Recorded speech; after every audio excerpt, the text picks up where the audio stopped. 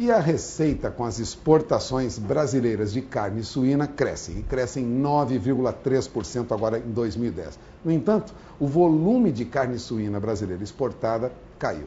Caiu cerca de 11%, um pouco mais do que isso.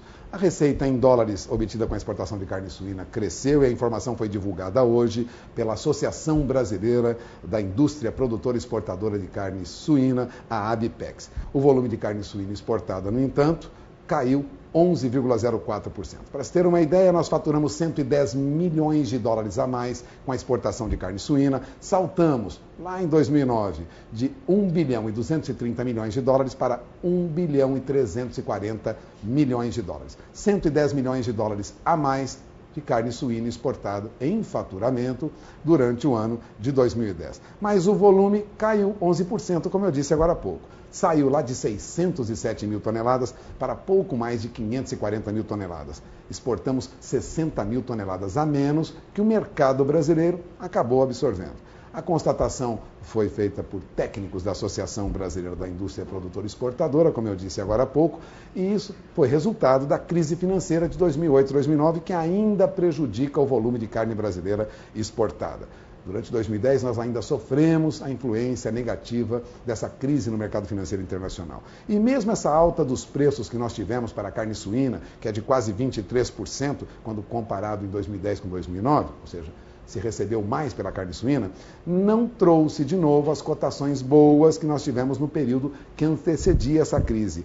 Bom, o presidente da Associação Brasileira que divulgou esses dados, Pedro Camargo Neto, dizia que para o suinocultor foi um bom ano, os preços tiveram uma recuperação. De fato, os preços tiveram uma recuperação ao longo do ano. O mercado trabalhava com tendência de alta até dezembro. Mas se o exportador ainda comemora 2010, o mesmo não ocorre com os produtores de suínos. Nos últimos 40 dias, o preço do suíno vivo caiu na região de Campinas, no interior de São Paulo, mais de 18,5%. Na primeira semana de dezembro, para ter uma ideia, o suíno vivo era negociado a R$ 70 a arroba. Hoje não chega a R$ 57. Agora, mesmo em queda, essas cotações são pelo menos 9,6% maiores do que as de janeiro de 2010. Portanto, ainda o produtor de suíno recebe um pouco mais do que recebia no começo do ano passado. Agora, essa alta sumiu. É o que diz a Associação Paulista dos Criadores de Suínos. Ocorre que, mesmo com os preços de venda ainda melhores, a situação é pior hoje do que no ano passado para o produtor de suíno, que foi o período de preços mais baixos, quando o suinocultor vendia suínos a R$ 45 a arroba. Só que nessa ocasião, ele conseguia ainda comprar mais de 8 quilos de milho para cada quilo de suíno vivo vendido. Hoje, com a alta do preço do milho, o que ocorre é que ele não consegue comprar pouco mais do que 6 quilos de milho com 1 quilo de suíno vivo. Ou seja, quando o milho subiu de R$ 17,75 para R$ 29,50 a saca, isso acabou, mesmo com a alta do preço do suíno, com a venda melhor, acabou trazendo prejuízo. Bom, hoje pela manhã, por conta disso, o presidente da Associação Paulista dos Criadores de Suínos, Valdomiro Ferreira, mandou uma carta de alerta ao ministro da Agricultura, Wagner Rossi. E ele explicou, o Ministério estimulou uma alta para o milho e o produtor do milho merecia isso, está sendo melhor remunerado, mas a intervenção do governo federal foi muito forte. Como é que o produtor vai pagar quase R$ 30 pelo milho? Lembrava o presidente da Associação Paulista dos Criadores de Suínos. Bom, quem acompanha a evolução dos negócios no mercado do milho é João Pedro Cuti Dias, consultor da BMF Bovespa, que está aqui conosco para falar sobre a perspectiva do mercado do milho diante de uma recuperação de preços. Tudo bem, João Pedro? Tudo bem, prazer recebê-lo aqui. Igualmente. João Pedro, o suinocultor tem razão, o preço subiu muito? Puga, é difícil você conciliar os interesses do produtor de milho e do produtor de suínos. Se você olhar no custo de produção de suínos, 75% são o milho e o farelo de soja. Então, à medida que sobem esses dois insumos, estão subindo nesse momento, você tem um impacto grande no custo de produção de tanto de frango como de suínos. Então, a perspectiva é de continuar ruim para o produtor de suínos, porque a alta para o milho é evidente, né? Você vê, o mercado de milho vem desde o primeiro semestre de 2008 até o primeiro semestre de 2000, até o fim do primeiro semestre de 2010 em preço em queda. Você teve um estoque muito alto de milho no Brasil, as exportações caíram, a questão cambial, o mercado internacional, o produtor, e os anos foram bons em termos de produção. Chegamos a colher 58 milhões de toneladas de milho entre primeira e segunda safra. Quando tinha um estoque muito alto, esse estoque acima de 10 milhões de toneladas, isso representava 3 meses de consumo. Isso pressionava os preços do milho a valores muito baixos. Sorriso, o mercado de milho chegou a valer R$ 7,00 um saco de milho, um saco de 60 quilos. Com isso, você teve o governo teve que intervir com o PEP. E com o PEP, com os recursos, para quê? Para que você tirasse esse excedente do mercado e, consequentemente, você puxasse o preço, pelo menos a nível de preço mínimo nas regiões produtoras. 13,50, 17 no Paraná, 13,50 no Centro-Oeste. Acontece que coincidiu com a entrada dos PEP, coincidiu com um problema climático internacional, que foi a seca na Europa, especialmente na Rússia, na Ucrânia, que impactou na produção de trigo, quebrou a produção de trigo.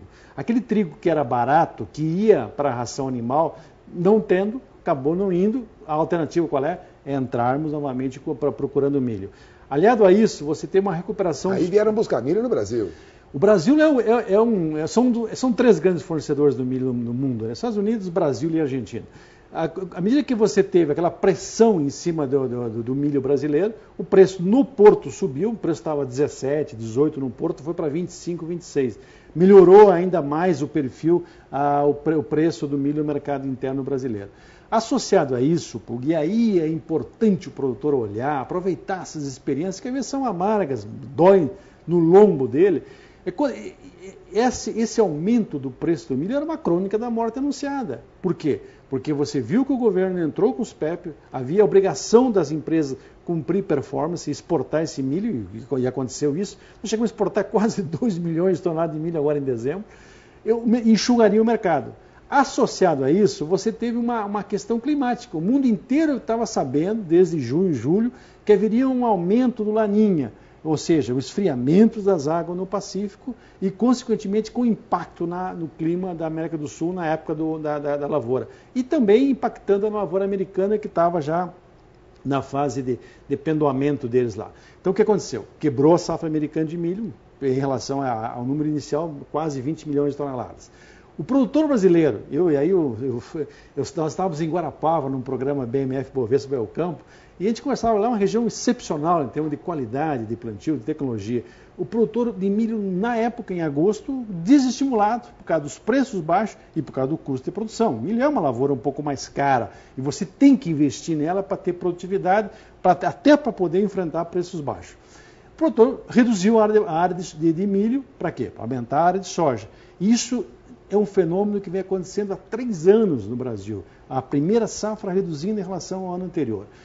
Associado a isso, a safrinha, que já representa 35% da produção total brasileira, havia o risco do Laninha atrasar a chuva, como realmente aconteceu. Então, o Centro-Oeste, que teria um volume significativo de área nesse momento pronta para receber milho, não tem. Por quê? Porque atrasou a chuva, atrasou o plantio e, consequentemente, atrasou a colheita. Agora tem 1%, 2% da área colhida em alguns municípios do Mato Grosso.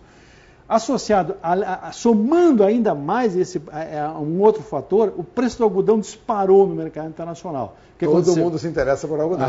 Também vai roubar a área da milho safrinha. Então, era uma crônica que haveria um impacto na formação de preço.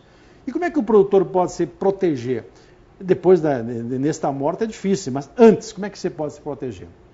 Aqui na BMF, eu cansei de ouvir você falando preço de milho a 18, 19, 22, 21. Esses preços, se ele conseguisse embutir no custo de produção dele, ele poderia ir nas corretoras ligadas à Bolsa, fazer operações de compra de contratos de milho ou fazer opções de compra em preços próximos a esse patamar e se proteger. Por quê? Haveria uma expectativa normal que o mercado haveria um acréscimo de preço, como realmente aconteceu. Então, o produtor, no caso de milho, de suínos, de frango, ele tem que estar olhando o milho. O milho é 50% quase do custo de produção dele.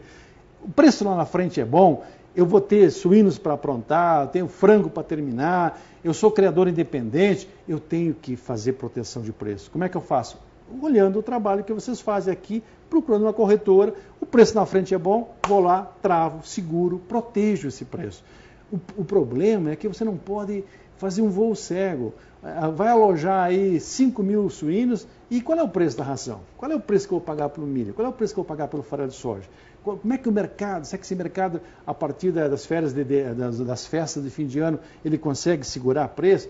Eu tenho que me proteger. Se eu quero ter uma sustentabilidade no meu negócio, Bolsa ajuda a fazer isso. Bom, você acaba de ouvir uma análise bem consistente de João Pedro Cuti Dias, e vale lembrar, João Pedro, custo, segundo a Associação Paulista dos Criadores de Suínos, agora está em 54 arroba. E o mercado compra a R$ 57 arroba. Estava a 70 no começo de dezembro. Isso já não ocorre agora. Situação muito delicada.